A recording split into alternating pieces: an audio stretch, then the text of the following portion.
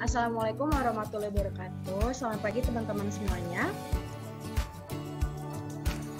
Waalaikumsalam warahmatullahi wabarakatuh. Selamat pagi, Bu. Apa kabar teman-teman semuanya? Sehat? Alhamdulillah sehat, Bu. Ibu harap teman-teman semuanya bisa jaga kesehatan dan sehat terus, dan di masa pandemi ini tetap punya semangat belajar walaupun belajarnya di rumah dan sulit ya buat ketemu teman-teman yang lain. Oke, sebelum kita masuk materi, alangkah baiknya kita berdoa menurut agama dan kepercayaan kita masing-masing. Berdoa mulai. Berdoa selesai. Oke, jadi materi pada hari ini adalah kita akan membahas tentang konsep peta yang di dalamnya itu memuat pengertian peta dan unsur-unsur peta. Oke, teman-teman ada yang udah pernah dengar belum tentang peta? Ada yang bisa dijawab dengan singkat?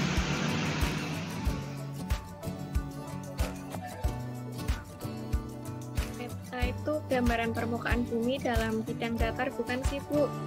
Oh iya, bener banget. Pasti Putri Mayasari udah baca materi yang Ibu unggah ya di Google Classroom. Nah, teman-teman yang lain, kita langsung aja. Ibu akan share screen tentang materi pada hari ini. Singkat aja.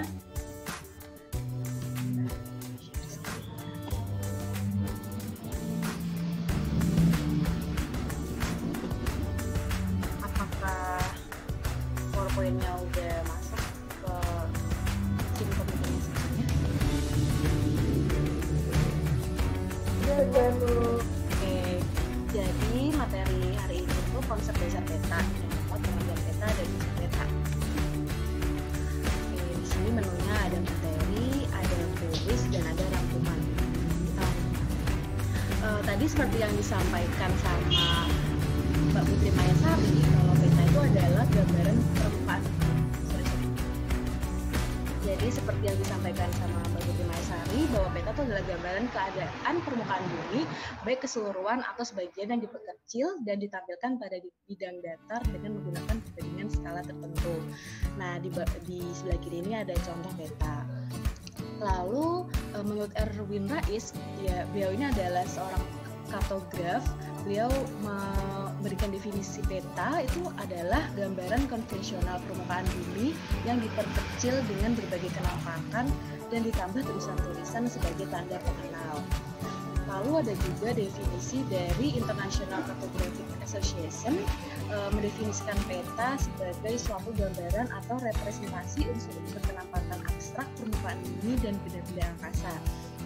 Jadi kan kalau misalnya teman-teman lihat bahwa bumi itu kan bentuknya bulat, dan dalam menggambarkan permukaan bumi itu dalam peta itu dijadikan dalam bidang datar dengan pastinya tidak mungkin dong menggunakan jarak dan luas seperti yang pada jarak aslinya dan luas aslinya. Maka dapat disimpulkan kalau peta itu merupakan peta itu menggambarkan hubungan yang jelas secara matematis antara objek yang digambarkan, misalnya jarak, dengan ukuran sebenarnya yang ada di permukaan bumi. Nah, perbandingan ukuran objek sebenarnya dan ukuran pada peta dinyatakan dengan skala peta. Lalu fungsi-fungsi peta secara umum itu apa aja sih? Yang pertama ada menunjukkan posisi atau lokasi suatu wilayah atau objek geografi di muka bumi. Nah, jadi lokasi itu ada dua, baik letak absolut maupun letak relatif. Kalau letak absolut itu apa? Letak absolut itu letak di permukaan bumi yang didasarkan pada koordinat garis lintang dan garis lingkur. Sedangkan lokasi relatif itu adalah letak suatu tempat dalam hubungannya dengan tempat di sekitarnya. Jadi misalnya nih, kalau lokasi relatif itu misalnya kayak misalnya Universitas Negeri Semarang berada di Gunung Pati gitu, dan berada di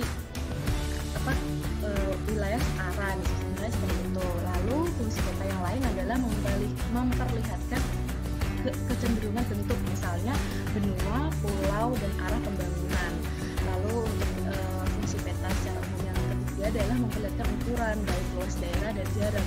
Jadi kan peta itu kan menggambarkan suatu area, jadi kita tuh bisa tahu nih luas daerah Jogja itu berapa, jarak antara Yogyakarta bagian utara dan selatan itu ada berapa tanpa kita harus ke sana langsung, jadi bisa lewat peta. Lalu fungsi peta secara umum yang lain adalah menunjukkan ketinggian tempat atau sudut elevasi dari suatu wilayah dan suatu objek geografi. Jadi peta itu nggak semerta-merta hanya menunjukkan di mana ada wilayah apa sih di situ. Jadi itu informasi dalam peta tuh memuat banyak banget tergantung dari judul dan apa yang akan dimuat di peta itu. Jadi ada juga peta yang menunjukkan ketinggian suatu wilayah gitu. Jadi makanya disebutkan bahwa fungsi peta itu dapat menunjukkan ketinggian tempat. Lalu fungsi peta yang lain adalah mengumpulkan dan menyeleksi data atau informasi dari suatu daerah dan menyajikannya secara grafis dan non-grafis sehingga dapat dijadikan dasar pertimbangan dalam pembangunan. Oke, jadi kalau misalnya nih ada ada suatu perusahaan akan melakukan suatu pembangunan, otomatis mereka harus mengenali daerah tersebut. Lalu dengan apa? Dengan mereka melihat dulu nih daerahnya itu seperti apa melalui peta. Mungkin bisa peta geologi, bisa peta tata guna lahan dan lain sebagainya. Kita next. Lalu jenis-jenis peta berdasarkan isi peta dan berdasarkan skala peta. Kita next ke jenis peta. Ada berdasarkan isi peta, yaitu peta umum dan peta tematik. Peta yang kalau peta umum itu apa? Peta umum itu peta yang menggambarkan seluruh penampakan yang ada di permukaan bumi, baik bersifat alamiah maupun budaya atau buatan manusia. Sedangkan peta tematik adalah peta yang menggambarkan atau menyajikan informasi penampakan tertentu atau spesifik di permukaan bumi. Nah, pada peta ini penggunaan simbol merupakan ciri yang ditonjolkan sesuai tema yang dinyatakan pada judul peta. Jadi kalau bisa kita tarik kesimpulan dari definisi masing-masing, peta umum itu contohnya seperti peta dunia, peta topografi yang menyajikan data informasinya secara umum. Sedangkan kalau peta tematik tuh bisa kita ambil contoh kayak peta geologi. Jadi kan itu hanya menyajikan informasi struktur batuan, lalu formasi batuan yang seperti apa. Lalu next adalah berdasarkan ini adalah jenis peta berdasarkan skala peta. Yang pertama adalah peta kadaster.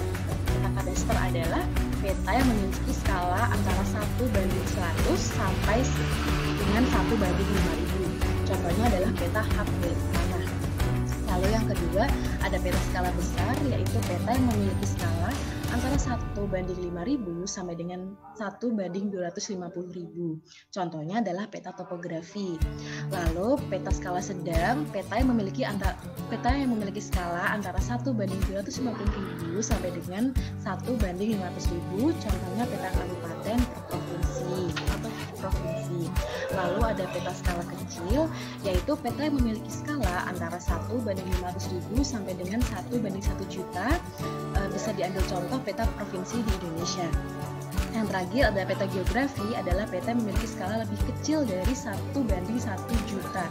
Contoh peta Indonesia dan peta dunia. Jadi kalau misalnya kita ambil kesimpulan, justru semakin besar jumlah skalanya, misal ini bisa diambil contoh peta skala kecil 1:500.000, justru itu dapat dikatakan sebagai peta yang memiliki skala kecil, tetapi semakin kecil angka skalanya itu justru dikatakan sebagai peta skala besar.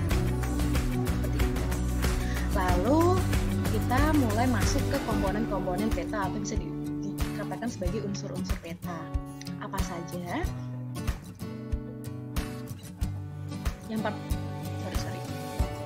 Yang pertama ada judul peta dan skala peta.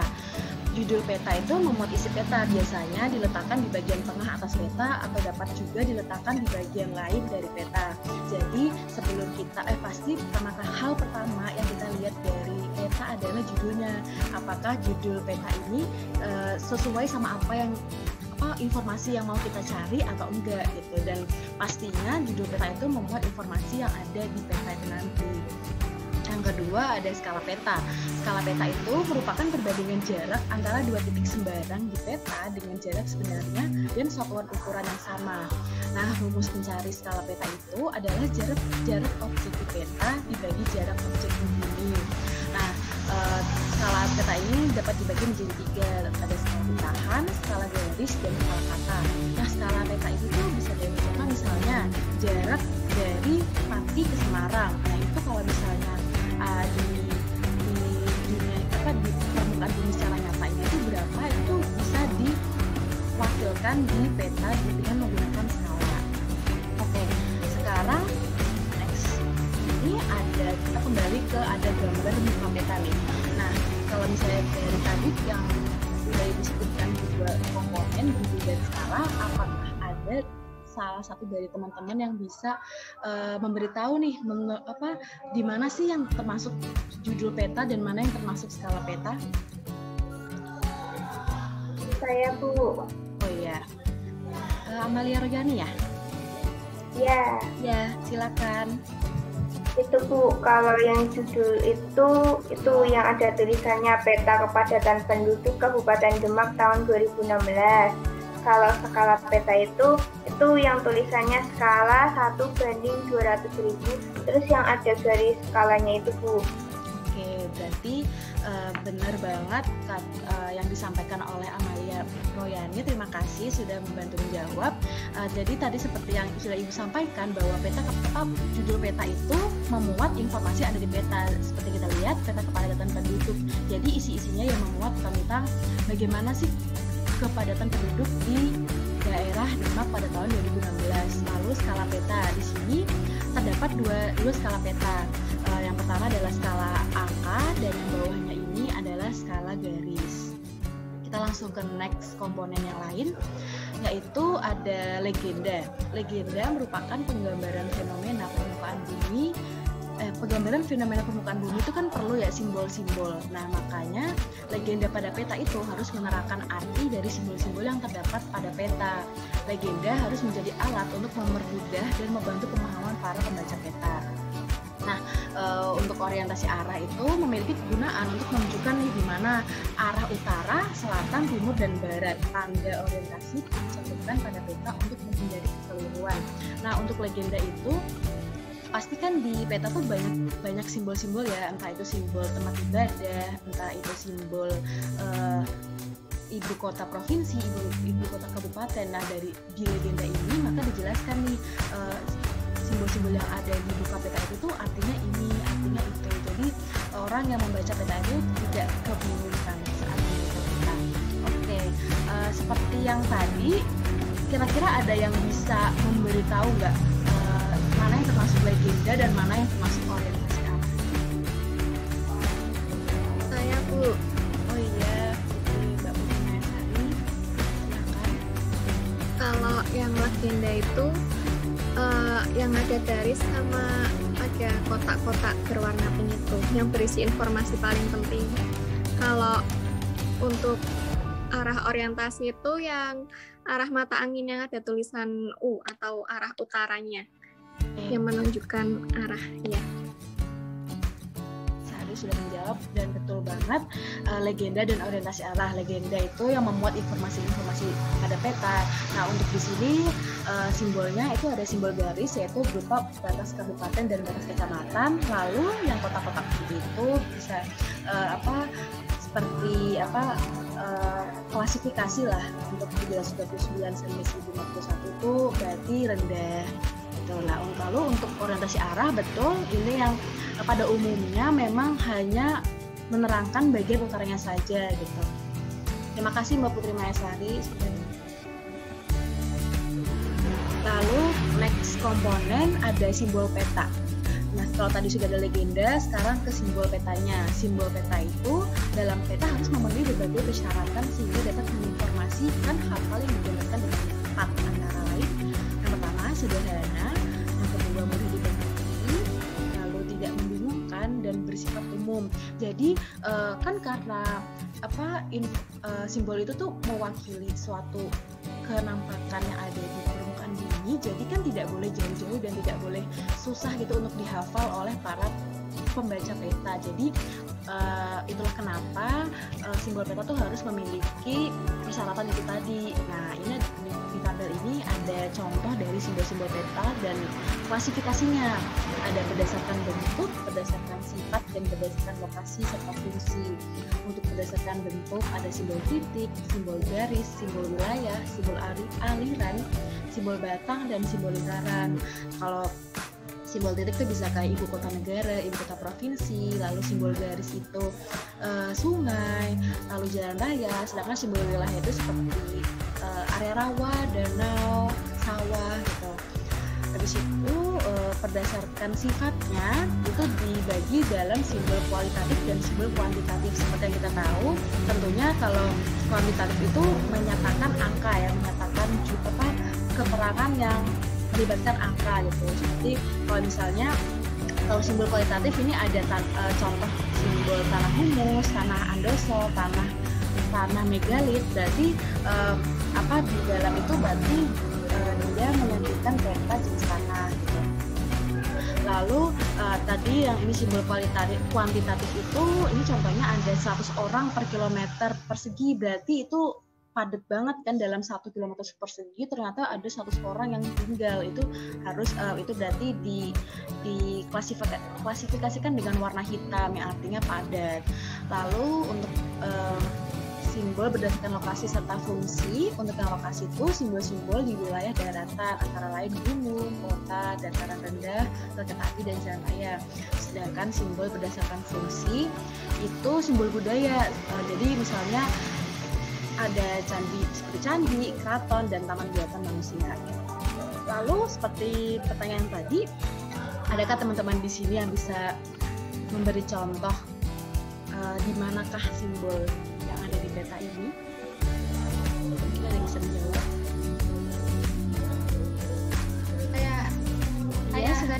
Oh iya, Filza ya. Tadi kan Ibu tanya yang simbol ya, Bu. Izin jawab. Menurut saya itu yang simbol itu contohnya ada batas administrasi, terus ada batas kecamatan gitu. Terus ada juga itu yang warna-warna itu, Bu, untuk membedakan setiap daerahnya. Oke, betul sekali. Dan berdasarkan legenda yang ada di sini, itu dapat disimpulkan bahwa simbol yang ada berarti adalah simbol garis dan simbol area. Oke, kita ke komponen. Masih ada yang dua terakhir, ada insert peta dan sumber dan tahun pembuatan. Untuk insert peta sendiri itu digunakan untuk memperjelas posisi suatu wilayah yang ada di peta. Insert peta itu terdiri dari dua jenis, yaitu insert lokasi dan insert pembesaran.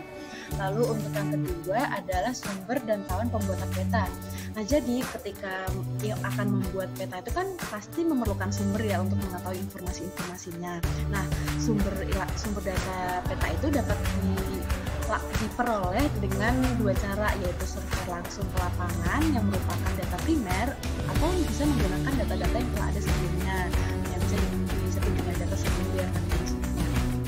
Lalu kenapa tahun pembuatan itu penting? Karena cantuman tahun pembuatan peta itu dapat memudahkan pembaca peta dalam mengkaji berbagai kecenderungan perubahan fenomena dari waktu ke waktu. Selain itu juga tahun pembuatan itu bisa mengecek validitas dari satu peta. Jadi kalau misalnya teman-teman mau meneliti tentang fenomena tentang jenis tanah yang tentang jenis tanah deh, mungkin bisa kepadatan penduduk. Nah, misalnya teman-teman mau menghitung yang 2020, tapi teman-teman menggunakan peta kepadatan penduduk tahun 2010, itu kan sudah tidak valid gitu. Jadi tahun pembuatan itu sangat diperlukan. Oke, tentang isu peta dan sumber dan tahun pembuatan peta, ada yang bisa menunjuk, ada yang bisa menunjukkan nggak sih? Kira-kira mana yang termasuk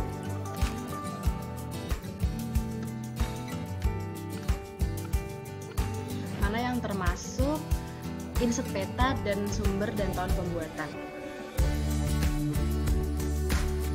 Oh iya, Untung ya, silakan. Kalau menurut saya insert itu yang ada di bawah dari legenda dari simbol-simbolnya itu, Bu, di antara itu. Lalu kemudian untuk tahun pembuatannya itu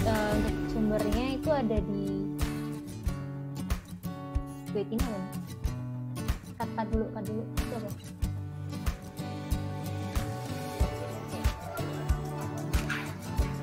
Oke, lanjut nih. Izin diulangin ya? 1, 2, 3. Izin menjawab, Bu. Silakan untuk Radil. Kalau menurut saya insert itu yang ada di bawah simbolnya tadi, Bu, yang sudah dijelaskan oleh teman saya, Hilza. Simbol batas-batas dan area tadi. Lalu untuk sumbernya itu ada di bawah insert, yaitu Badan Informasi Geospasial Data BPS Kota Yogyakarta tahun 2018.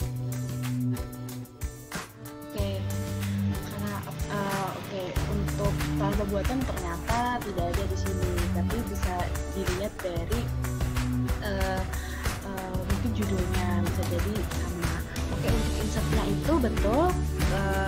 Jadi insert itu ini kan peta ini memuat info peta tentang Kabupaten Demak. Nah, lalu disajikan di insert itu Pulau Jawa. Jadi di mana sih letak Kabupaten Demak di Pulau Jawa.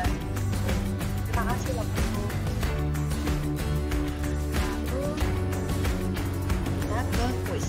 Jadi nanti di kuis ini akan ada 2 soal, di mana satu soalnya itu akan dikerjakan dan dijawab oleh 2 orang. Jadi silakan nanti kalian bersaling berdiskusi, mungkin cukup 3-5 menit dan kalian bisa menjawab kuis yang sudah Ibu siapkan. Jadi untuk soal pertama nanti akan dijawab oleh Mbak Amalia Royani dan Kuntum Radil. Lalu ada kuis yang kedua bisa didiskusikan oleh Mbak Putri Mayasari dan Felicia Basmina. Oke, mungkin saya kasih waktu 3 menit aja ya. Ini untuk soalnya. Oh, jadi gini aja. Ini saya perlihatkan soalnya dulu, lalu bisa Mbak Amalia Royani dan Mbak Kuntum Radil mendiskusikannya, mungkin via chat atau gimana. Lalu saya beri waktu 3 menit, lalu silakan dijawab. Mbak Amalia Royani dan Mbak Kuntum, apakah setuju? Setuju, Bu. Setuju, Bu. Ibu tunggu ya, Ibu dan teman-teman yang lain.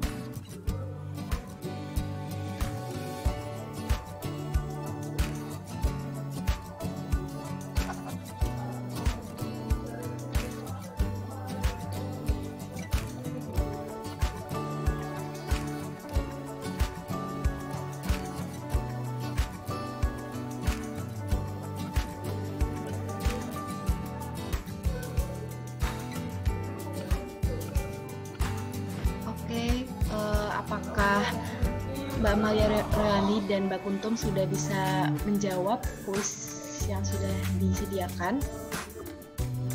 Sudah, Bu. Oke, silakan Mbak Amalia Royani. Jawabannya D, 1:25.000. Benar nggak, Bu? Oke. Soalnya itu jarak di peta dibagi jarak sebenarnya. Jadi 5 cm dibagi 5 km. Jawabannya 1:25.000. Oke. Terima kasih Mbak Mariani. Betul. Jadi untuk mengetahui skala peta itu harus disamakan dulu penyebutnya. Jadi harus disamakan cm. Jadi kilometer dengan cm itu berarti 50.000, berarti 5 atau 50.000 yang dapat didapatkan hasil skalanya tuh 1:25.000. Terima kasih Mbak Mariani dan Mbak Kuntum Radil. Oke, untuk kuis yang kedua, silakan Mbak Putri Mayasari dan Felicia Basmina mendiskusikan jawaban apa yang sekiranya betul. Ibu beri waktu 3 menit.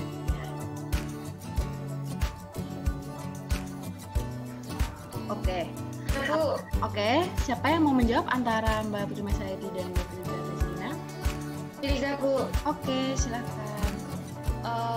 Kalau dari jawaban saya itu kenapa kan yang menggunakan simbol stick, yaitu jawabannya D, yaitu ada gunung, terus ada kota, terus suhu udara dan juga pelabuhan laut. Oke, betul sekali yang disampaikan oleh Bu Baslina. Jadi kalau untuk yang pertama itu Suma itu merupakan simbol garis, lalu untuk gunung betul simbol titik, danau itu merupakan simbol area, 4 itu kota yang dimaksud adalah seperti ibu kota provinsi dan termasuk dalam simbol titik, lalu batas wilayah termasuk dalam simbol garis, daerah rawa termasuk dalam simbol area, suhu udara itu termasuk dalam simbol titik, lalu pelabuhan laut juga termasuk dalam simbol-simbol titik. Jadi memberikan informasi terkait tentang jumlah-jumlah pelabuhan laut di suatu wilayah, dan untuk pemukiman itu termasuk dalam simbol area. Oke, ke next menu yang terakhir adalah rangkuman. Jadi apa yang dapat kita ambil dari pelajaran hari ini adalah peta itu merupakan gambaran keadaan permukaan bumi, baik keseluruhan atau sebagian yang diperkecil dan ditampilkan pada bidang datar dengan menggunakan perbandingan skala tertentu. Dalam menggambarkan keadaan permukaan bumi, peta memiliki komponen-komponen yang membantu seperti tadi yang sudah kita pelajari, yaitu GeoPeta, skala peta, legenda, orientasi arah, insert peta, simbol peta, serta sumber dan tahun pembuatan peta. Oke, terima kasih untuk teman-teman yang sudah mengikuti pelajaran pada hari ini. Apakah ada pertanyaan atau sudah jelas materi hari ini? Sudah sangat jelas, Bu. Jelas, Bu. Terima kasih. Lalu Ibu mau memberi informasi untuk materi pada pertemuan selanjutnya adalah Ibu akan membahas tentang proyeksi peta, yang dimana Ibu akan membagikan materi yang terlebih dahulu secara singkat melalui Google Classroom. Ibu harap teman-teman bisa membaca terlebih dahulu sebelum mengikuti kelas pada minggu depan. Oke. Lalu Ibu akan mengabsensi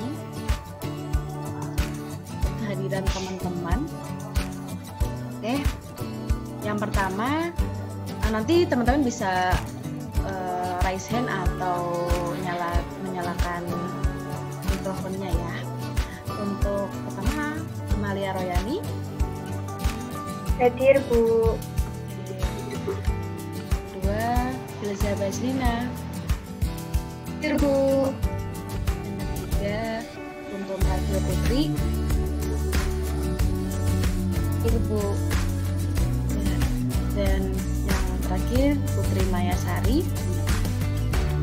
Hadir, Bu. Oke, alhamdulillah kelas komplit, semua orang datang, dan semoga kita terus dikasih kesehatan untuk bisa diberi kesempatan terus untuk ikut kelas dan belajar supaya kita semua bisa terus mendapatkan ilmu dengan keadaan sehat walafiat. Ibu mengucapkan terima kasih banyak untuk teman-teman yang sudah mau menghadiri kelas hari ini. Ibu cukupkan, semoga materinya bermanfaat. Wabillahi taufiq wal hidayah. Wassalamualaikum warahmatullahi wabarakatuh. Waalaikumsalam warahmatullahi wabarakatuh. Terima kasih, Bu. Terima kasih, Bu.